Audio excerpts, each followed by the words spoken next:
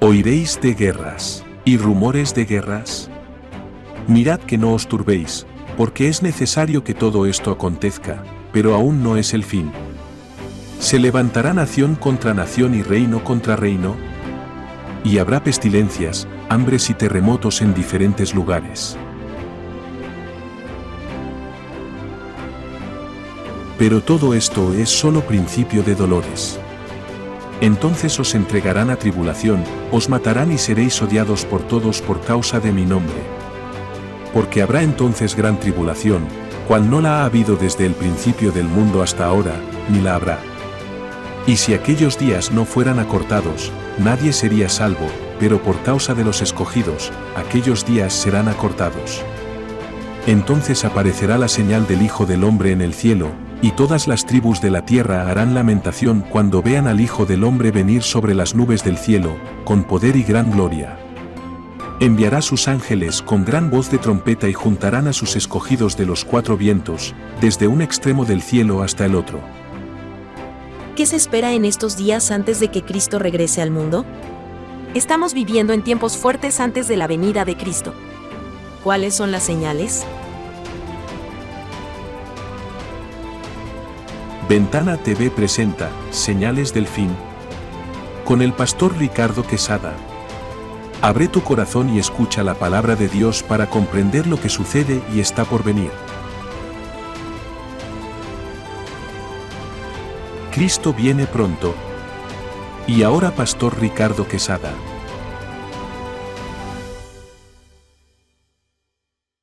Gloria a nuestro Señor Jesucristo. Vamos a continuar con estas enseñanzas bíblicas. Gracias, Señor, por permitirlo. Vamos a hacer una oración. Padre, gracias por esta oportunidad que nos das de seguir enseñando tu palabra, Señor. Gracias, Padre, porque queremos hacerlo, Señor, tal como está escrita y queremos que quede grabado en los corazones. Pedir a tu Espíritu Santo que nos ayude, Señor, para que sea palabra viva que llegue, Señor, a quienes la escucha para poder aprender de lo que tú quieres que sepamos para estos tiempos que se acercan. Limpia nuestros corazones, que no haya ningún obstáculo a que esta enseñanza sea viva y real en el Espíritu. En el nombre de Jesús. Amén. Bendiciones, queridos hermanos y amigos que nos ven a través de Ventana TV. Una vez más estamos aquí para dar la clase número 26 y empezaremos estamos hablando de las 7 iglesias, si no me equivoco, ¿no? Sí, así es. Y empezamos. Empezamos, muy bien. Vamos a continuar la clase anterior.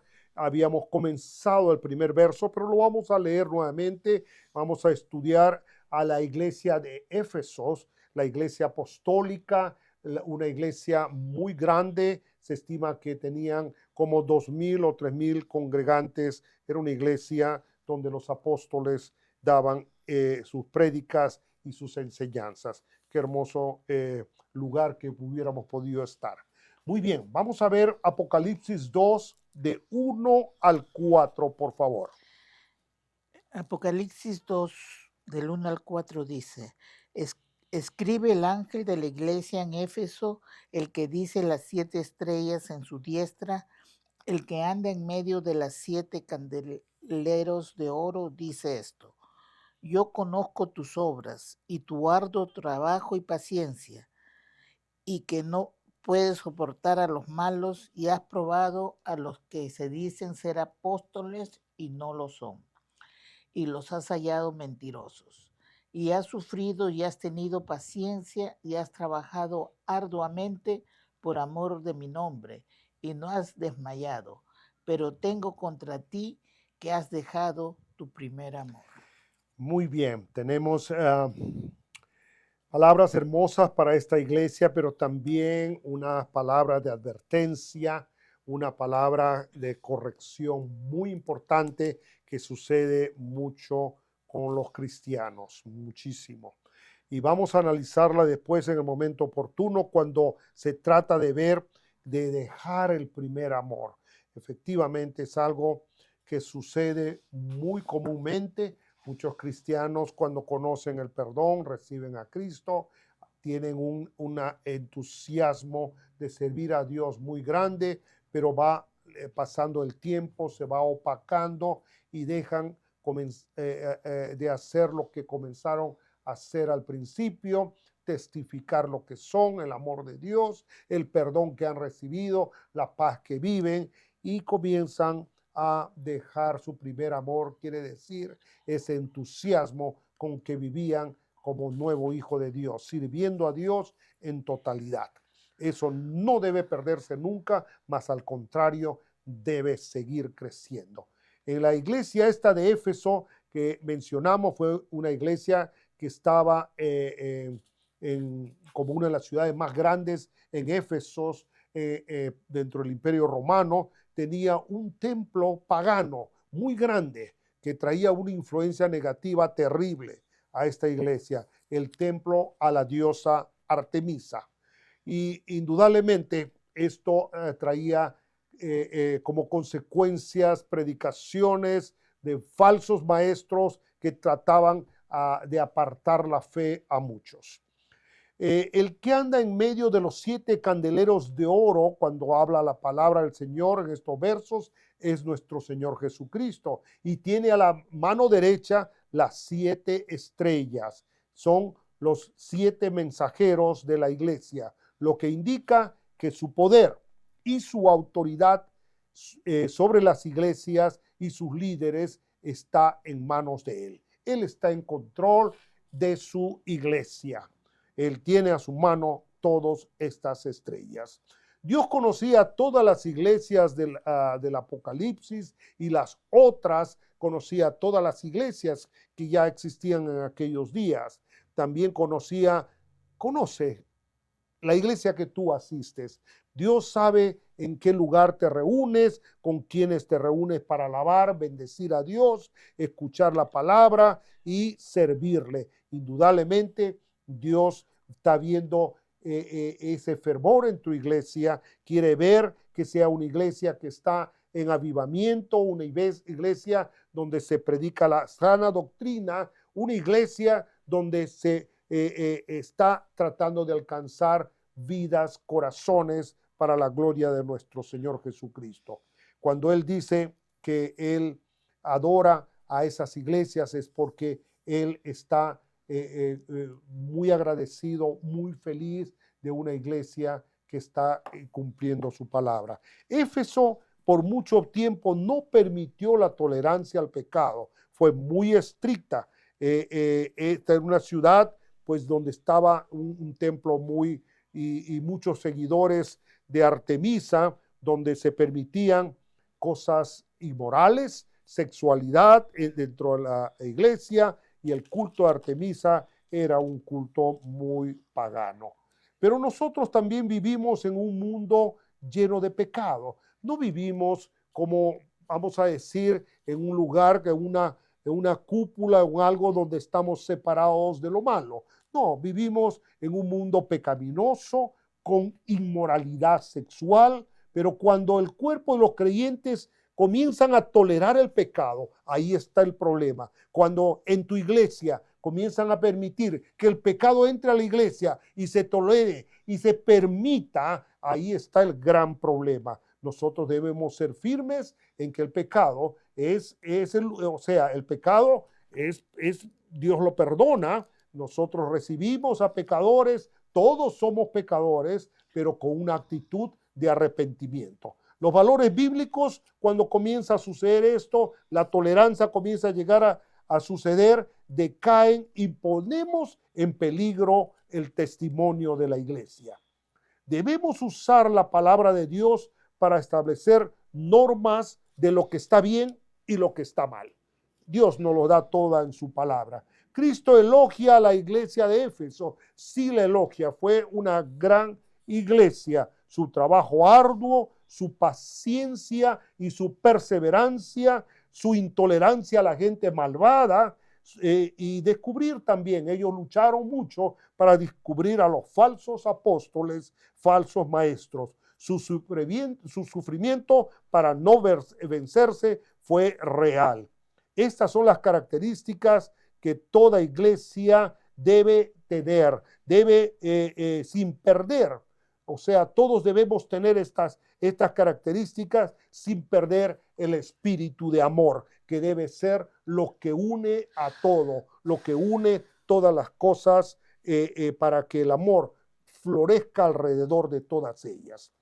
Pero en la segunda generación de Éfeso, la iglesia comenzó a practicar, a perder su primer amor, a tolerar el pecado, comenzó a alejarse de ese amor ferviente que cuando al comienzo lo tenían, se comenzaron a enfriar. Muchos creyentes nos alegramos en gran manera por el perdón recién recibido. Cuando recibimos el perdón, tenemos una alegría total, somos hijos de Dios, tenemos una paz espectacular, estamos llenos del Espíritu Santo, pero lo que debe hacer todo creyente es mantener ese entusiasmo del primer amor que tuvimos al principio cuando recibimos el perdón. Eso es algo que no se debe perder nunca.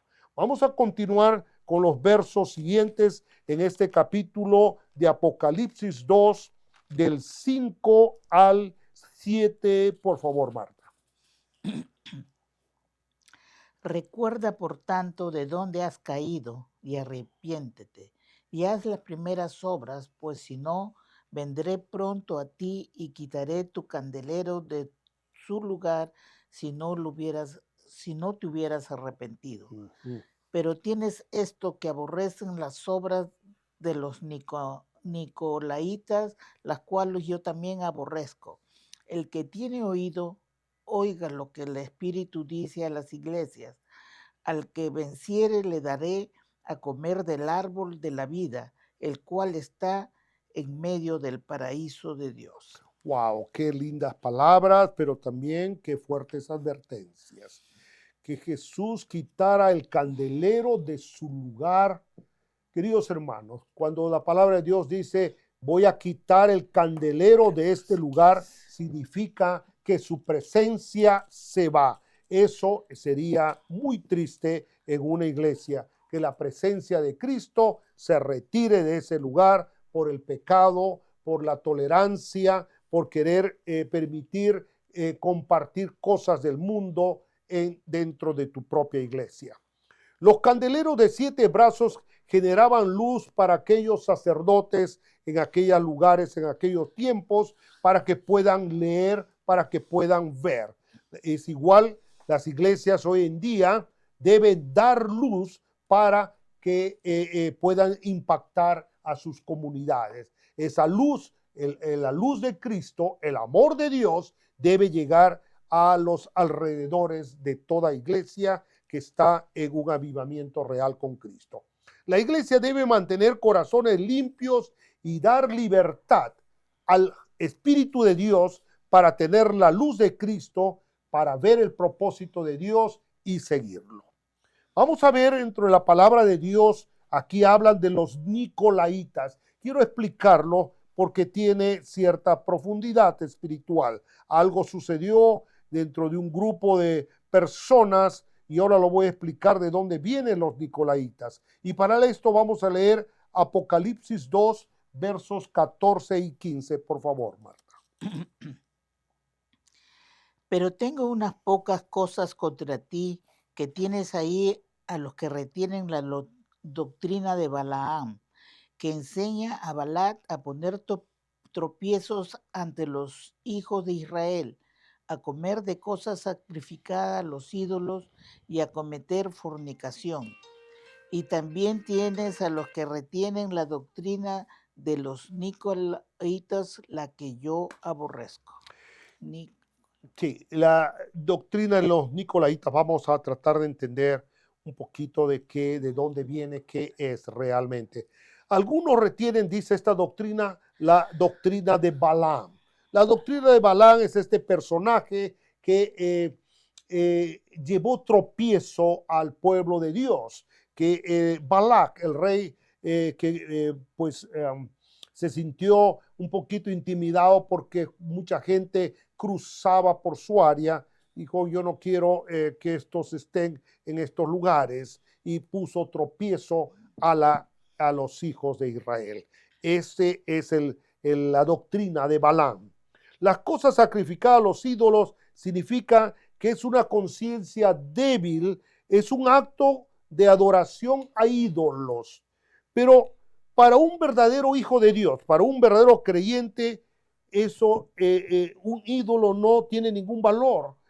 Para nosotros no significa nada los ídolos. O sea, el comer esas carnes sacrificadas a ídolos realmente no significaría nada. Y comerlo podría no significar ningún problema espiritual para nosotros. Evitar es importante porque podríamos causar tropiezo a otros. Cometer fornicación significa todo tipo de acto y actividad sexual no permitida. Esta es la doctrina de los nicolaitas. Y para entender un poquito más de dónde viene, vamos a ver Hechos, en el libro de Hechos 6, verso 5. Marta, por favor.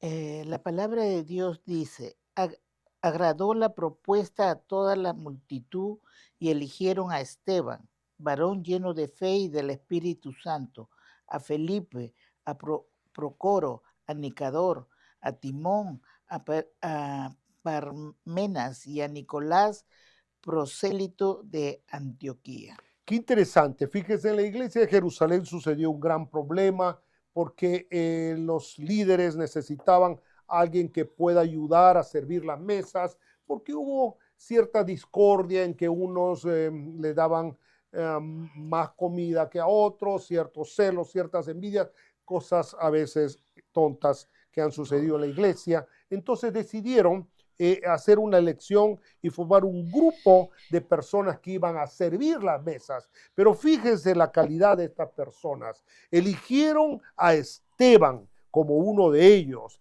Eligieron a hombres de fe, grandes hombres que ya estaban en los caminos del Señor y sirviendo en muchas iglesias. Y dentro de ellos estaba Nicolás. Nicolás era prosélito de Antioquía. Quiere decir que Nicolás servía ya en la iglesia de Antioquía. ¿Qué cosa es un prosélito? Es alguien que del paganismo se transforma al judaísmo. Y después Nicolás es transformado del judaísmo, o sea, pasa a ser, se transforma y se hace un creyente, un cristiano. Nicolás fue un servidor de Antioquía, ya lo dice la palabra del Señor, sirvió, ya tenía experiencia en servir en la iglesia como un hombre de Dios. Pero Nicolás apostató la fe, dio la espalda al Señor, cambió su creer en nuestro Señor. Apostatar significa negar tu fe. Y fue el fundador de la iglesia gnóstica, aquella iglesia que usa la psicología y la mente, muy peligrosa. Hasta hoy en día es una iglesia que tiene gran relevancia y trata de ganar mucha gente, haciendo ver de que realmente tienen sus razones y que la felicidad del hombre está en darle gusto al cuerpo y no hay nada que ofenda a la parte espiritual. Eso es lo que ellos piensan, ¿no? Y ese es el atractivo que traen a mucha gente. En el huerto de Edén había dos árboles, porque aquí habla del árbol de la ciencia, el árbol de la vida y del árbol de la ciencia, del bien y del mal. Esos dos árboles estaban en el huerto de Edén. Comer del árbol de la vida daba vida eterna. Comer del árbol de la ciencia traía comprensión de lo bueno y de lo malo. Cuando Adán y Eva comieron del árbol de la ciencia, desobedecieron el mandato de Dios, porque Dios les prohibió comer de ese árbol, por lo cual fueron expulsados del Edén y se les prohibió que comieran del árbol de la vida también. Al final, todo el mal será destruido y todos los hijos de Dios seremos llevados a un nuevo paraíso, porque así es el plan de Dios, la tierra nueva. O sea, en un momento ya después del vamos a adelantar un poquito del milenio, de los 1000 años que estaremos con nuestro Señor Jesucristo. Habrá tierra nueva y cielos nuevos. Y la tierra nueva, y todos comeremos de ahí en el árbol de la vida y viviremos para siempre. Van a haber cosas espectaculares para los hijos de Dios. Vamos a ir viendo poco a poco hasta terminar todas estas enseñanzas bíblicas, profecías que nos dice la palabra de Dios, especialmente en el Apocalipsis. Vamos a ver la iglesia de Esmirna, la iglesia perseguida. Esta iglesia estaba en un ambiente muy difícil, tenía una severa persecución, y vamos a ver qué nos dice.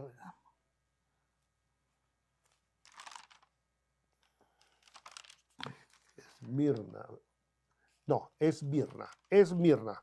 Vamos a ir a la iglesia de Esmirna. Apocalipsis 2, 8 al 11. 8 al 11, sorry. Sí, Apocalipsis yo 2. soy la que estoy equivocada. Sí. Apocalipsis 2, 8 al 11. 8 al 11. Y escribe el ángel de la iglesia en Esmirna, el primero y el postrero, el que estuvo muerto y vivió, dice esto: yo conozco tus obras y tu tribulación y tu pobreza, pero tú eres rico, y la blasfemia de los que dicen ser judíos y no lo son, sino sinagoga de Satanás. No temas en nada lo que vas a padecer. He aquí el diablo echará a algunos de vosotros en la cárcel para que seáis probados, y tendréis tribulación por 10 días. Sé fiel hasta la muerte y yo te daré la corona de la vida. Wow. El que tiene oído, oiga lo que Espíritu dice de las iglesias. El que venciere no sufrirá daño de la segunda muerte. Wow, acá hay muchísima información en estos versos, promesas espectaculares también incluidas y cosas que vamos a tratar de analizar poco a poco, unas de ellas, todas ellas. La ciudad de Esmirna estaba muy cerca a Éfeso. Era un puerto que estaba al mar Egeo, donde tenía mucha actividad comercial. Era una ciudad de mucho comercio, yo pienso próspera, ¿no? La iglesia de Esmirna luchaba contra dos fuerzas hostiles espirituales muy grandes. Ese fue el gran problema de esta iglesia. Los judíos opuestos al cristianismo. Era un grupo que iban contra ellos. Y también los no judíos que eran leales a Roma y que le demostraban culto al emperador. Ellos adoraban al emperador porque el emperador se consideraba Dios y ellos lo adoraban. La persecución era muy grande, indudablemente. Muchos eran apresados y muchos eran ejecutados. Sin embargo, un verdadero creyente no tiene por qué temer a la muerte. Realmente, tenemos que ser lo suficientemente valientes para poder enfrentar la muerte en caso que algún día nos digan o mueres o niegas tu fe. Fíjese que hoy en día hay mucha gente, muchos cristianos, muchos hijos de Dios que están enfrentando la muerte por no negar su fe, y debemos ser suficientemente valientes para hacerlos como tal. Porque después de que reciban la corona de vida, indudablemente va a ser el regalo infinito de Dios. Nosotros podemos morir, perder la vida acá, pero pasamos a la presencia de Dios inmediatamente y tenemos la corona de vida, la corona eterna. Satanás podrá dañar tu cuerpo, pero no puede dañar tu alma. Al decir que la sinagoga era de Satanás, palabras fuertes acá en estas palabras, es porque en sus reuniones adoraban y cumplían los propósitos de Satanás. Qué difícil aceptar estas cosas, pero indudablemente han sucedido y suceden actualmente.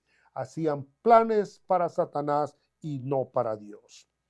Al decir que algunos tenían tribulación por 10 días, quiere decir y significa que iba a ser una tribulación intensa, un sufrimiento intenso, una prueba fuerte, pero breve. Jesús elogió a la iglesia de Esmirna. Sí, lo elogió grandemente por su fe en medio de ese gran sufrimiento. Eran perseguidos y hasta enfrentaban la muerte, pero no declinaron. Hubo ciertas, indudablemente, personas, grupos que se desviaron de su fe. Si usted está pasando por tiempos difíciles, si usted anda pasando en una situación en la cual está atacado, está pasando una prueba, no permita que esos momentos le aparten de Dios. Son momentos que, al contrario, deben ser de edificación. Dios está trabajando en usted. Al contrario, que le conduzcan a tener una relación más firme, una relación de mayor fidelidad y confianza con nuestro Señor, porque debemos recordar siempre que el galardón lo vamos a tener en la eternidad. Y qué hermoso saber que un día nuestro mismo Señor, nuestro Señor Jesucristo, nos va a galardonar por lo valiente que fuimos, porque siempre hemos estado sirviéndole. Para todos los que estamos pasando por algún sufrimiento, por algo difícil en nuestra vida, nos dice que permanezcamos fieles, que seamos fieles para que Dios tenga el control y sus promesas se van a cumplir en nuestras vidas. Las promesas de Dios para sus hijos fieles van a cumplirse en totalidad. Creyentes o no creyentes, sufriremos igualmente en forma física. Todos vamos a pasar dolores, enfermedades, tribulaciones, vamos a pasar indudablemente dificultades en esta tierra. Todos vamos a morir y todos resucitaremos, con excepción de los arrebatados, de los que ya fueron a la presencia del Señor cuando Él vino y estuvimos vivos. Los creyentes resucitaremos para vida eterna. ¡Qué hermoso! Pero los incrédulos, los inconversos, van a resucitar para ser castigados y lanzados al lago de fuego. Esta resurrección para los inconversos va a ser, y lo vamos a explicar un poco más en detalle en las siguientes enseñanzas, va a ser resucitados al final del milenio. Ellos van a enfrentar el juicio del trono blanco, en la cual nuestro Señor Jesucristo, y juntamente con nosotros, Él va a usarnos para que estas personas sean declaradas culpables de esa vida incrédula ante Dios y sean lanzados al lago de fuego como castigo eterno, lo que significa la separación eterna de Dios. Esa separación eterna quiere decir que ya no hay opción nunca más a que esa persona que ya ha sido lanzado al lago de fuego pueda tener la oportunidad de reconciliarse con Dios. Ya no va a existir nada. Inclusive aquellas personas que van a ser, que están ahorita en el Hades esperando su resurrección después del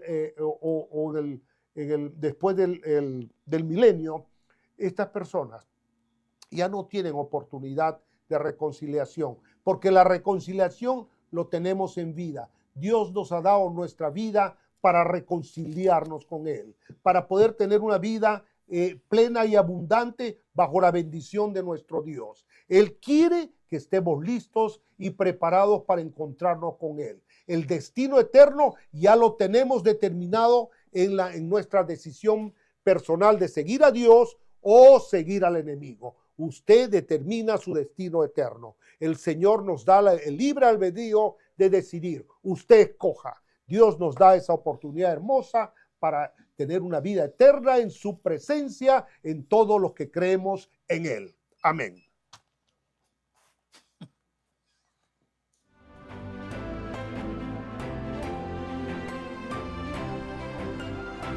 Gracias por estar con nosotros hoy en Señales del Fin. Estaremos contigo próximamente con Pastor Ricardo Quesada y Marta Quesada. El contenido de este programa es del Pastor Ricardo Quesada. Somos una producción de Ventana TV. Conéctate usando los datos que están en tu pantalla.